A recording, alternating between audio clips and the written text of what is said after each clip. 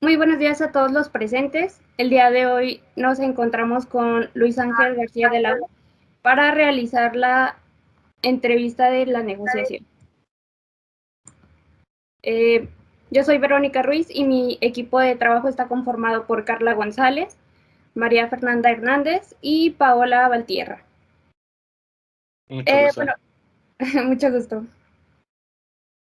Como primer punto, nos gustaría que nos platicara un poco acerca de usted, en qué trabaja, si nos pudiera poner en contexto Ok, de... Ajá. ok. Bueno, mi nombre es Luis Ángel García de la O. Soy egresado de la Universidad Iberoamericana en Ingeniería en Mecatrónica. Actualmente trabajo en la industria automotriz, en la compañía GKN Automotive. Solamente un poco brevario, es para sistemas de transmisión. Es el proveedor, uno de los proveedores automotrices mundiales más grandes. Eh, Tiene prácticamente el 51% del mercado global. Y ahí yo funjo como Regional Commodity Procurement Manager. En otras palabras, soy gerente regional de compras para el área de directos. En esa empresa compramos aproximadamente 600 millones de libras al año, que son aproximadamente 17,000 millones de pesos. Y pues bueno, tengo todo un grupo de compradores ahí. En mi experiencia profesional, pues bueno, prácticamente la he desarrollado en compras. Tengo ya más de 10 años de experiencia en compras. Entonces, bueno, creo que con eso sería suficiente. Sí, claro que sí. Muchas gracias. Bueno, en relación con la negociación, Ujú, tengo entendido que pues hace negociaciones internacionales. ujú. ¿Cuál de esas negociaciones internacionales ha tenido más impacto en su carrera profesional y por qué?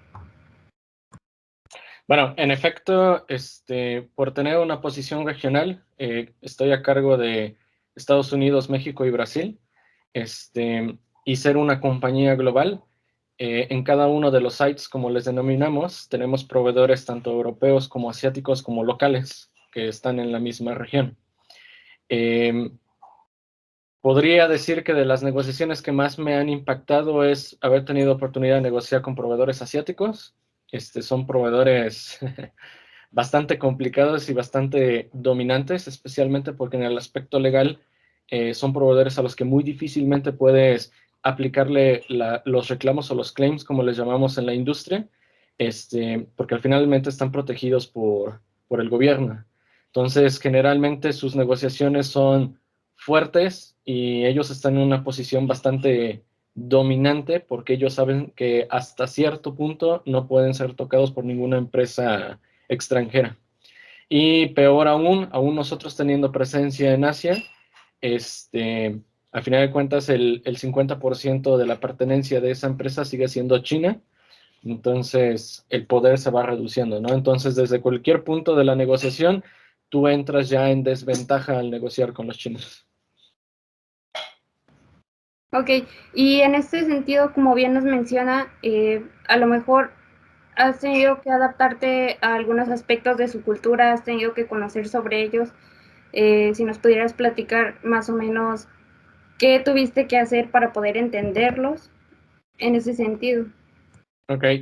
Mm, yo creo que a lo largo de la carrera, y no solamente en el caso de los chinos, cuando te pones a negociar con una cultura completamente diferente, tienes que entender sus principales rasgos. Por ejemplo, como lo comentaba, los chinos vienen en un tema dominante. Los americanos son, espero que esto no se lo pasen a ningún americano, pero son generalmente soberbios. Los alemanes generalmente son muy directos. Los japoneses son generalmente muy pacientes y tú tienes que ser todavía más paciente. Los mexicanos son muy emocionales. Los brasileños son muy amigueiros, como ellos lo dicen.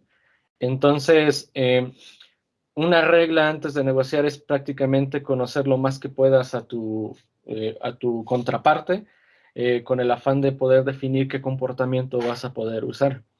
Entonces, estas experiencias internacionales que he tenido en negociación me han ayudado a simplemente definir un perfil estándar y generalmente el perfil es llegar con una apertura a escuchar. Entonces, eso es lo que me ha permitido que al sentarme con otras culturas, el expresarles que estoy dispuesto a escuchar te abre las puertas independientemente de qué actitud ellos vengan, ¿no? Ok, muchísimas gracias. A mí me gustaría saber qué técnica es la que usted utiliza al momento de negociar.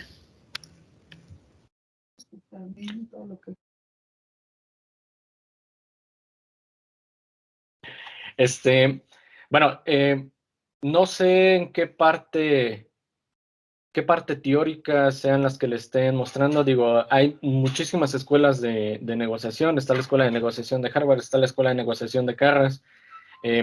No sé qué parte teórica, pero si hablamos de técnica, la mejor técnica que puedes tener es simplemente ser estratégico. Y como lo decía, la técnica siempre es mostrar apertura a escuchar.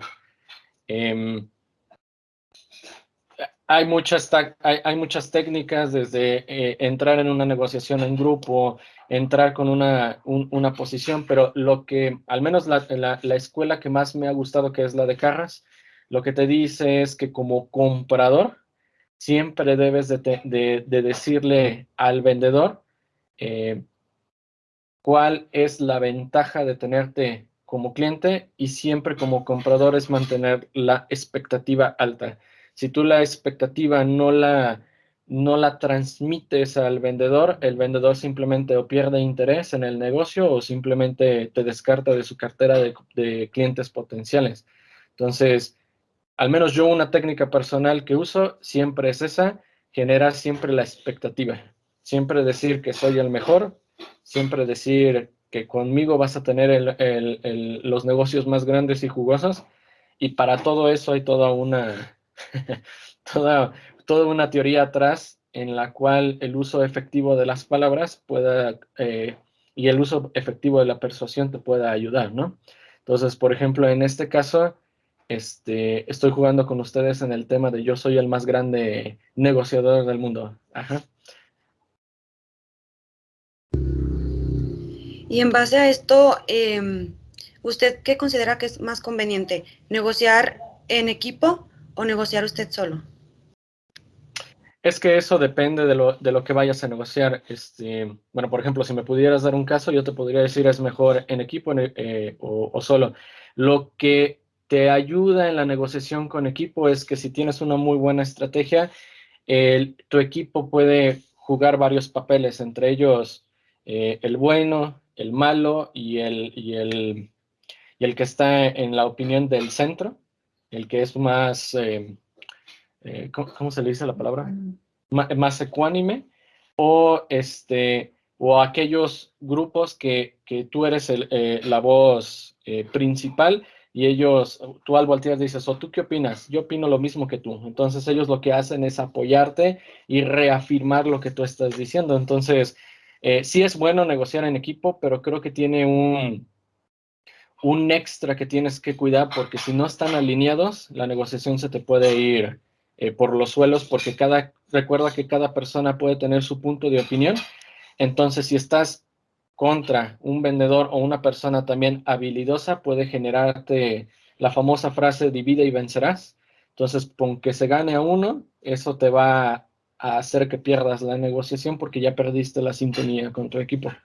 Entonces, yo he preferido siempre negociar solo, porque al final, como lo comentaba en el tema de las expectativas, si tú llegas y convenciendo al proveedor o a la persona que tú eres la persona que va a tomar la decisión, entonces él se va a sentir cómodo de negociar contigo, porque al final tú eres el que vas a decir sí o no. Entonces, se puede abrir, puede platicarte cosas que normalmente no lo haría en una conferencia. Te puede decir que probablemente la situación en la que estás fue realmente un error y que quiere buscar una solución. Entonces, hay diferentes aperturas que se pueden dar cuando estás negociando frente a frente solamente con una persona.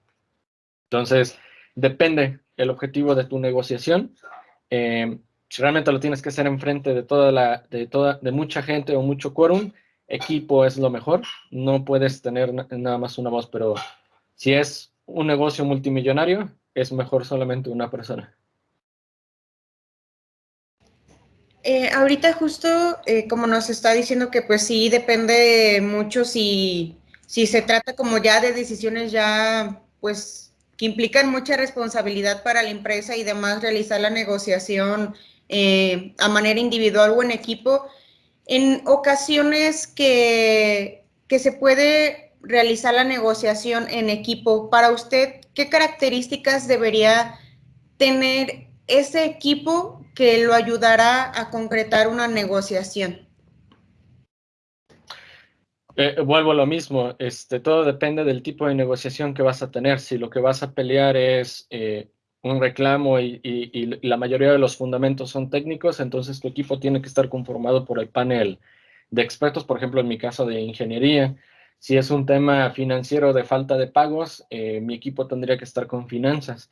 Al final, tú como negociante, lo principal que tienes que hacer es armarte de los argumentos y como lo dije, mientras tú tengas una apertura de escuchar todos los argumentos van a llegar a ti, tú puedes armar tu caso. Entonces, por ejemplo, yo les pongo a ustedes una situación. Si lo que ustedes quisieran, bueno, si lo que ustedes quisieran sería sacar un 10 en esta materia y tienen que negociarlo con el proveedor, yo les pregunto, ¿sería mejor que el mejor del equipo vaya a hablar solamente con el profesor o todo el equipo vaya a hablar con el profesor? ¿Cuál ustedes creen que sería lo mejor? Y partiendo de lo que les acabo de decir, ¿cuál es el objetivo? El objetivo es sacar 10, el objetivo es sacar 9, el objetivo es pasar. Eso va a depender de cómo van a armar su estrategia. Entonces yo le preguntaría a Carla, ¿cuál sería el objetivo que quieres lograr? El objetivo, pues, sacar buena calificación en la materia. Pero Ok. si estamos hablando en conjunto, o sea, de que todas debemos de sacar lo mismo porque todas, digamos, unimos esfuerzos para que nos fuera bien en la materia. Uh-huh. En este caso yo consideraría que solamente fuera una persona como representante, digamos, siendo la voz del equipo para Uh-huh. negociarlo con el profesor. Porque, bueno, Exacto. al menos en este caso, digamos, como en el contexto, Uh-huh. pues generalmente una persona es la que se comunica con el profesor dando como, pues sí, se podría decir dando como la cara por el equipo, pues justamente como por más orden o porque el profesor ya te tiene como más identificado como representante. Exacto. Y voy a generar más ejemplos. Si ustedes 4 llegaran, yo soy el profesor, ustedes llegaran y me dijeran que exigen el 10, yo automáticamente como profesor puedo fácilmente decir, ni de loco les voy a poner 10. Pero sin embargo, María Fernanda se acercara conmigo y me dijera en un segundo round de negociaciones, profesor, quiero entender por qué no nos pudo asignar 10 a todo el equipo, creemos que hicimos un muy buen trabajo y demás. El profesor al 1-1 puede decirle a María Fernanda, no te lo puedo dar porque yo creo que Paola no tiene un buen desempeño. Entonces Paola prácticamente estaría como de barco, consiguiendo ese 10 cuando yo en las presentaciones que han hecho veo que ella no hace una entrega, no se prepara, etc, etc. Entonces ahí María Fernanda tiene la oportunidad de entender la situación que normalmente si ustedes hubieran llegado a las 4, el profesor no podría decir, pues es por culpa de Paola que no les puedo dar el 10, ¿no? Entonces ahí es cuando digo que depende su objetivo y va a depender de cómo quieran hacer ese acercamiento. Entonces para una negociación siempre ustedes tienen que saber sus pros, sus contras y yo creo que, por ejemplo, si hubieran sabido eso y sabían que Paola Mariana tiene una seria deficiencia en el equipo, entonces muy probablemente los 4 pudieran haber dicho, ¿saben qué? Profesor, no, está bien, hicimos mal en pedirle un 10, pero queremos un 9, ¿no? Sabemos que el trabajo no es perfecto, pero creo que nos hemos esforzado. Verónica ha hecho esto, Paola ha hecho esto, Carla ha hecho esto, María ha hecho esto. Entonces, todos hemos contribuido y pues por ende creo que nos merecemos un 9. Entonces, el maestro puede aceptar o puede volverlas a confrontar, o como ya María Fernanda abrió el canal para poderse dirigir con alguien, puede que a María, perdón, le diga, ¿sabes qué? Pero si ajustan tal vez esto, no les voy a poner el 9, probablemente les ponga el 8-5. Entonces ahí ya vas abriendo canales usando dos tipos de negociación, en equipo e individual. Pero insisto, la mejor por los resultados que se pueden obtener siempre es la individual, con las personas que toman la decisión. Espero que el ejemplo haya sido bueno. Sí, bastante claro, la verdad. Muchas.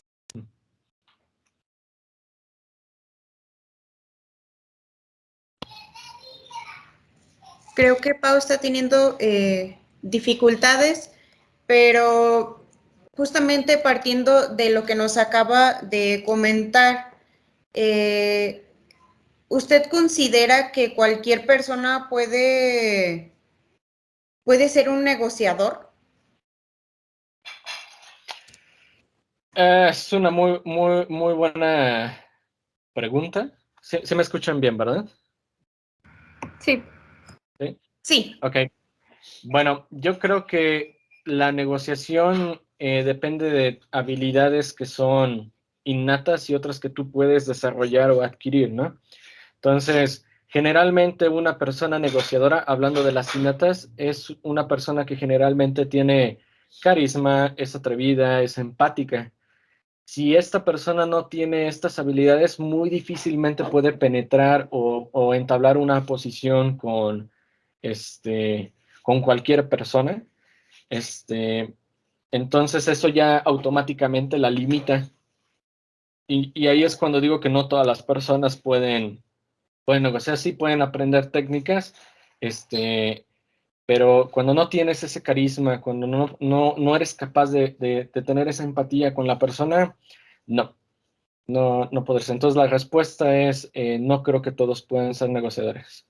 Sí pueden desarrollar ciertas habilidades para negociar, pero no todos pueden ser negociadores.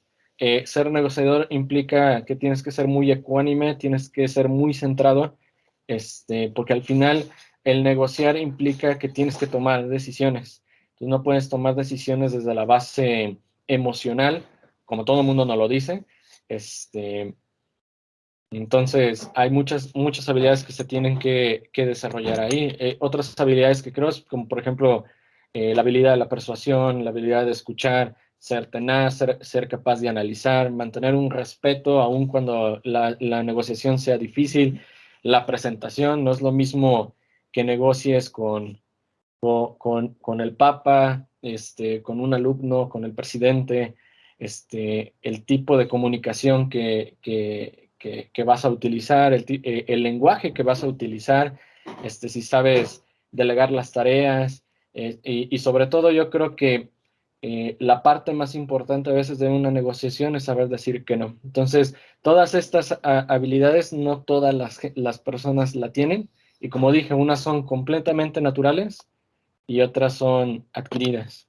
Entonces, si una persona quiere negociar, tiene que desarrollar todo esto. Y creo que la negociación no es para todos si no tiene al menos todas estas habilidades. Muy bien. Ahora, con respecto a su experiencia, para usted, ¿cuál es la parte más difícil? Pues obviamente dentro de una negociación hay diferentes, digámoslo, etapas. Para usted, ¿cuál es la más difícil?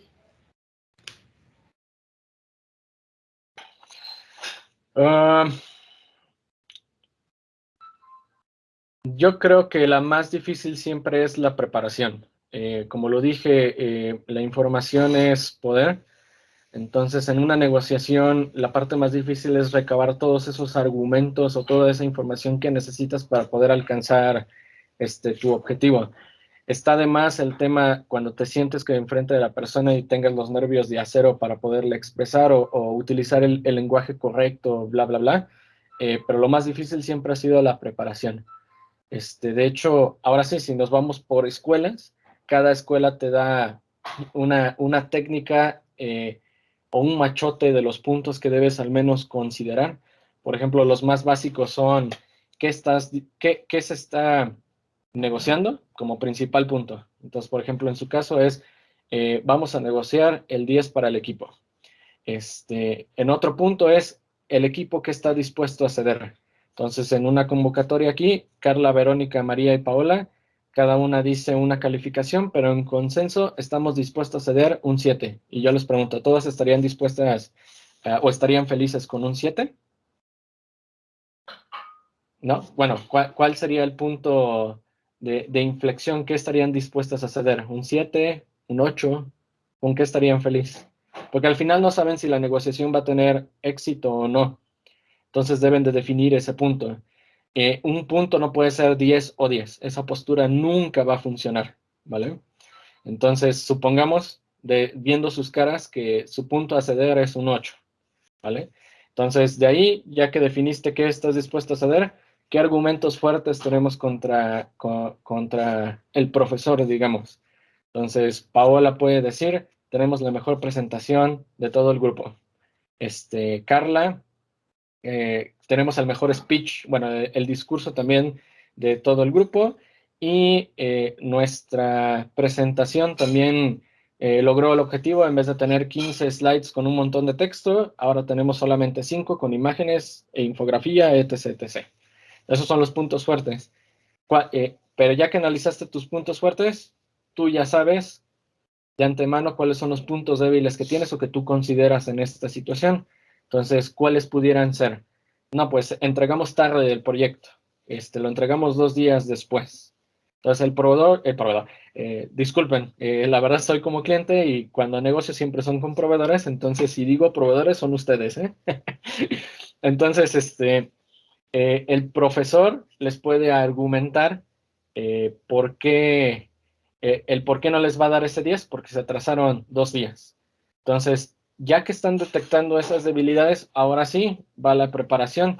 Entonces, yo le preguntaría a María Fernanda, en base al argumento que nos puede sacar el profesor de que entregamos el proyecto 2 días tarde, ¿qué le vas a poder decir, María Fernanda?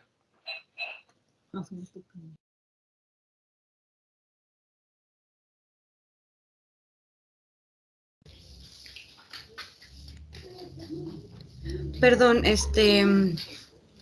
¿cómo era la pregunta? No escuché muy bien. ¿Alguien me puede ayudar?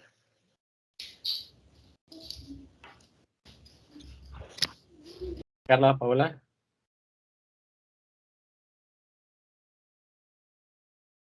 Ah. ¿Sí escucharon lo demás? Carla, Paola.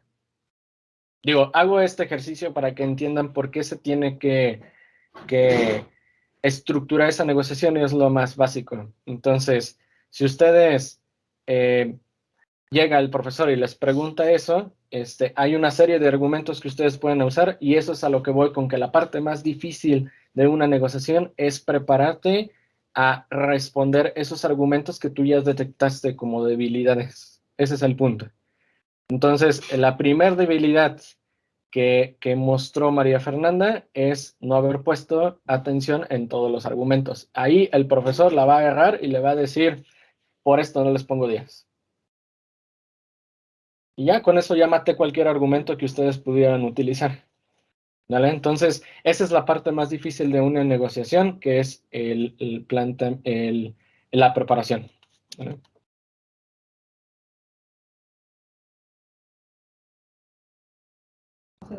Buenos días. Sí, Una me alcanza. disculpa por...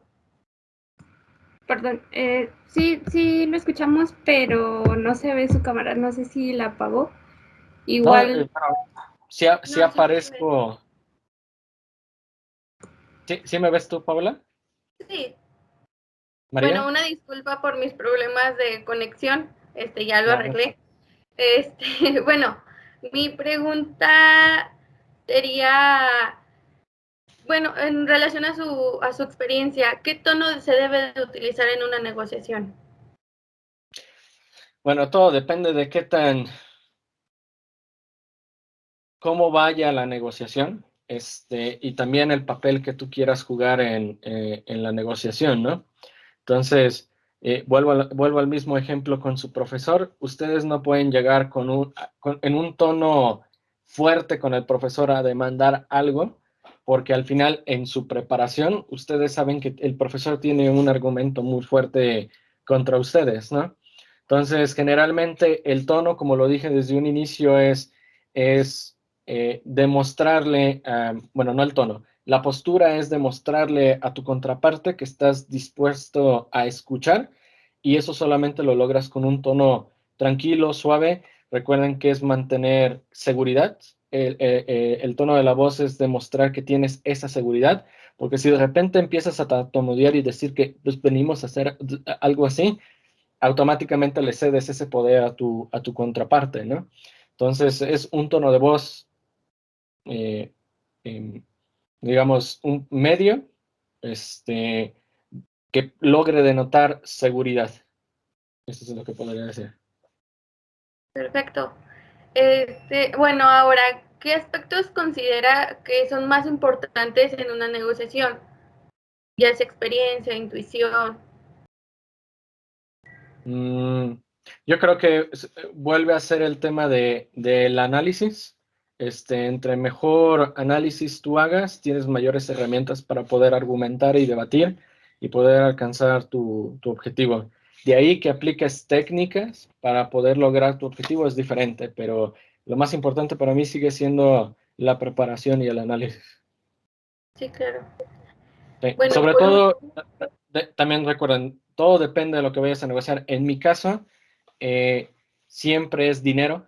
Entonces, con el dinero tengo que ser todavía más frío, porque al final es mi dinero, son 600 millones de libras las que voy a ejercer durante todo un año. Entonces, tengo que ser muy, muy cuidadoso y todavía más analítico, porque si un proveedor me queda mal porque según yo conseguí una muy buena negociación y fue barato, tengo que justificar por qué cuando falle. Y en otros casos es recuperar ese dinero o ver de qué manera también eso reditúa más a la empresa. Entonces, mi objetivo es más frío y tiene que ser más calculador. Pero, por ejemplo, si su objetivo es un tema de pareja, tienen que ser todavía más empáticos, tienen que ser todavía, ejercer más el tema de la escucha, más allá, bueno, también el tema del análisis, pero también tienen que ponerse en el zapato de la otra persona más que en mi lado que estoy negociando dinero, ¿no? Donde realmente tengo que entonces conseguir el beneficio propio. sería como dependiendo la escena en la que se encuentre. Exacto, pero al final recuerden, al menos para mí, donde ejerzo más el tema de la negociación, en mi caso es más el análisis. Para mí es muchísimo más importante el análisis. Perfecto. Bueno, por último, para llegar a una negociación satisfactoria, ¿qué tipo de negociación recomiendo utilizar? Bueno, ¿qué tipos de negociaciones ustedes conocen? Al final, para mí una negociación efectiva es de los puntos que les dije que teníamos que estructurar. Para mí una negociación efectiva es de lo que estaba dispuesto a ceder a lo que quería obtener. Para mí una negociación efectiva es al menos obtener la parte media en adelante, para mí. Y eso es hablando del análisis y los números.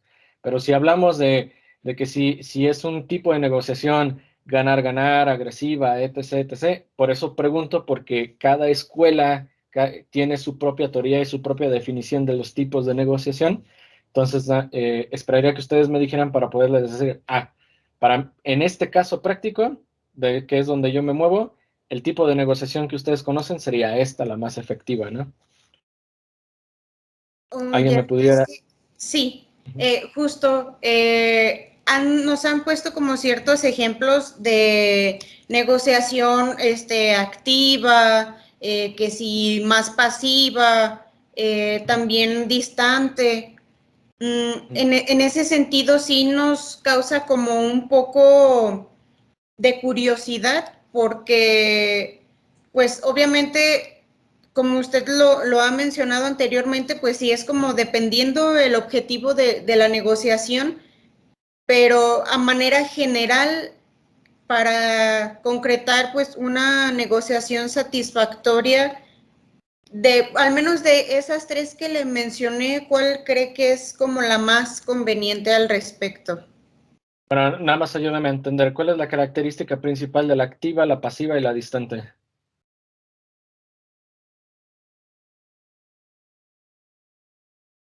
No alcanzo.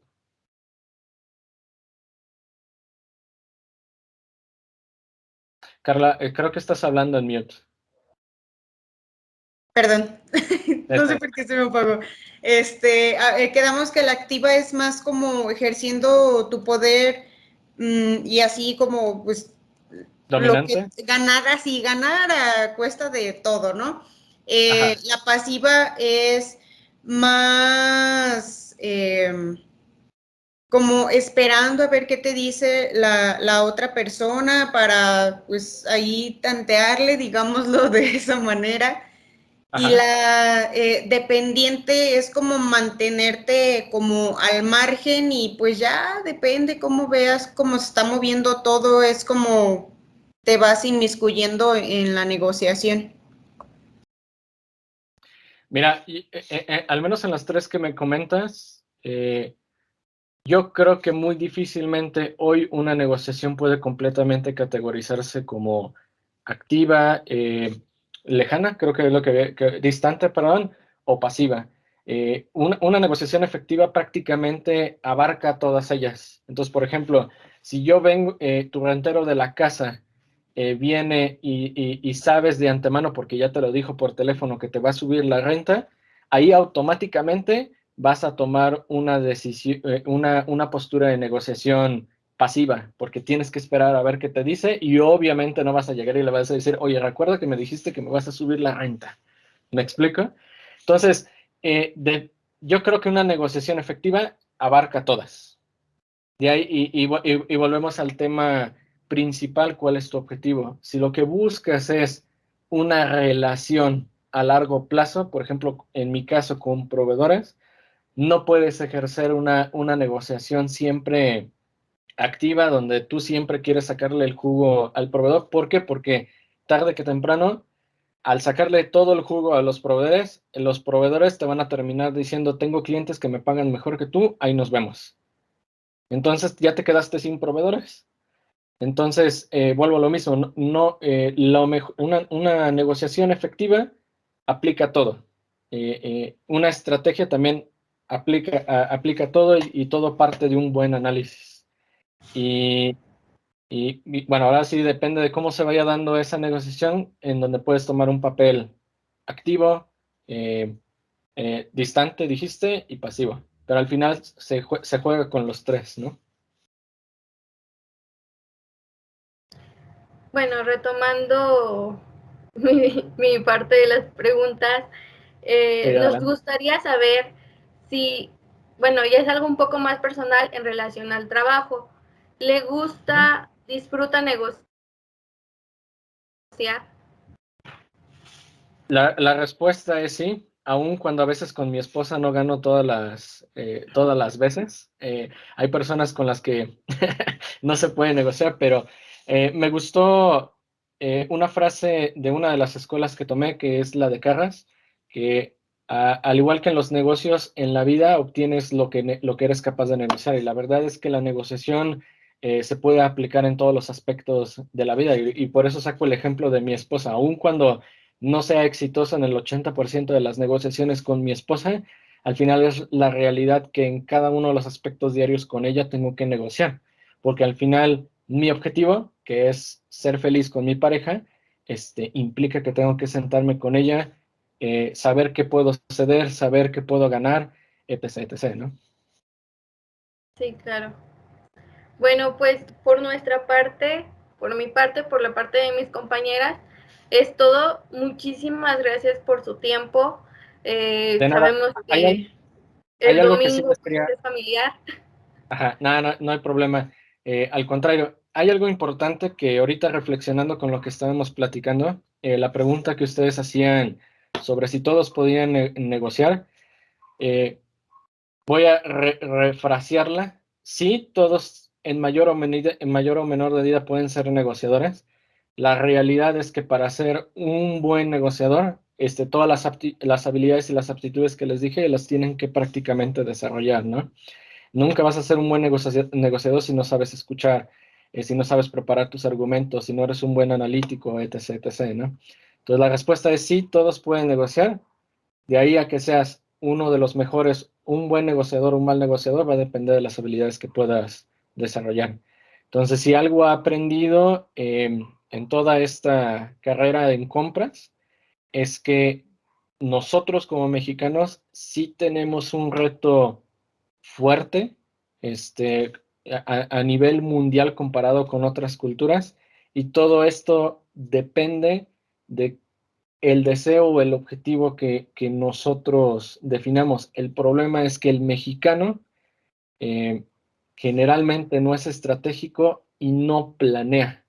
Ese es nuestro principal problema. Entonces, si tú quieres tener éxito en los negocios o el país quiere tener éxito, o ustedes tienen que planear y tienen que tener un análisis de las situaciones y por ende una estrategia. Entonces, eso es lo que nos aparta de todas las culturas que pues, prácticamente han venido aquí a invertir, ¿no? Entonces, si nosotros queremos romper esa brecha, en este tema aplicable, tenemos que ejercer la parte del análisis. Sí, claro. Bueno, Entonces, aparte que nuestra cultura se caracteriza por ser un poco conformista. exacto, probablemente nuestro punto de ceder es muy amplio y por eso entre lo que queremos y lo que cedemos, cualquier cosa que caiga ahí está bien, ¿no? El punto ahí es que sí tendríamos que ser nosotros mismos más exigentes y querer algo mejor, ¿no? Entonces de Sí, ahí claro. parte todo. ¿Vale? Pues muchísimas gracias nuevamente. La verdad fue un placer escucharlo. Habla con mucha pasión de su trabajo. Se nota que le gusta. La última pregunta, válgame la redundancia, pues ya fue por preguntarla, porque cuando a alguien le gusta su trabajo se nota y lo Muchas disfruta. gracias. Muchas Gracias gracias. a ustedes. Concuerdo con ello. Muchísimas gracias. Que tengan buen día. Igual, buen domingo, hasta luego. Igualmente, muchas gracias, un gusto. Gracias. Hasta luego. Bye. Gracias.